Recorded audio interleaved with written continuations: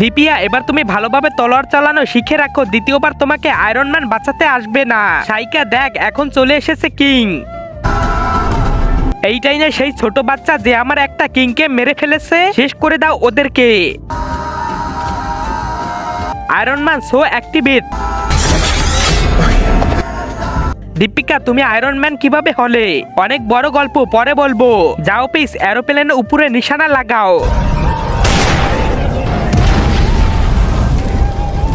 ছোট বাচ্চার এত পাওয়ার, এখন তো আমার কিছু করতে হবে। এই নে, এই নে। কিং, দেখছো ছোট বাচ্চার পাওয়ার? আয়রন ম্যান, আমি তোরই অপেক্ষা ছিলাম। এই নে সার্ভিস, এটাকে ওর দিকে নিশানা করো।